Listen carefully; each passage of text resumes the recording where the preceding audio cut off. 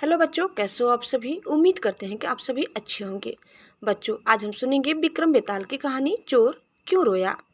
अयोध्या नगरी में वीरकेतु नाम का राजा राज करता था। उसके राज्य में रत्नदत्त नाम का एक साहूकार था, जिसके रत्नावती नाम की एक लड़की थी। वह सुंदर थी। वह पुरुष के भेष में रहा करती थी और किसी से भी ब्याह नहीं करना चाहती थी। उसका पिता बड़ा दुखी था। इसी बीच नगर में खूब चोरियां होने लगी।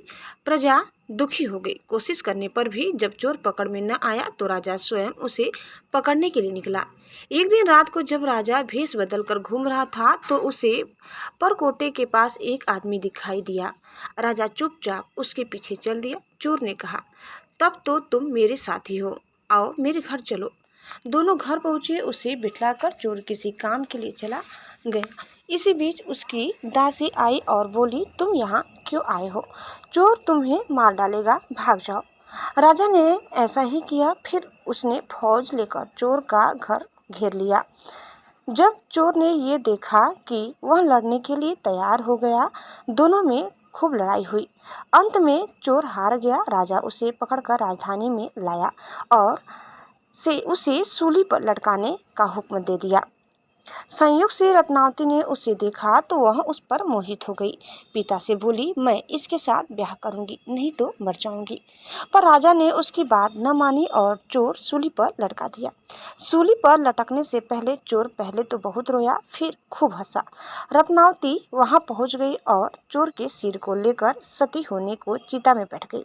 उसी समय देवी ने आकाशवाणी की, मैं तेरी पति भक्ति से प्रसन्न हूँ, जो चाहे सो मांग।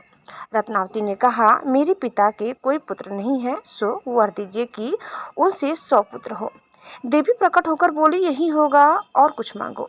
वह बोली, मेरे पति जीवित हो जाए।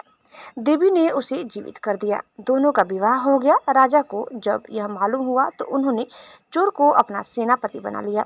इतनी कहानी सुनाकर बेताल ने पूछा, हे राजन, यह बताओ कि सूली पर लटकने से पहले चोर क्यों? तो चोर जोर जोर से रोया और फिर क्यों हंसते हंसते मर गया। राजा ने कहा, रोया तो इसलिए कि वह राजा रत्नदत्त का कुछ भी भला न कर सकेगा। हंसा इसलिए कि रत्नावती बड़े बड़े राजाओं और धनिकों को छोड़कर उस पर मुग्ध होकर मरने को तैयार हो गई। स्त्री के मन में मन की गति को कोई नहीं समझ सकता। इतना सुनकर बेताल गायब हो गया और पेड़ पर जा लटका। राजा फिर वहां गया और उसे लेकर चला तो रास्ते में उसने यह कथा कही। कौन सी कहानी बोली, फिर से आप दूसरे वीडियो में जरूर सुनिए। यह कहानी यही समाप्त हुई। उम्मीद करते हैं कि आपको हमारी आज की यह कहानी जरूर पसंद आई होगी।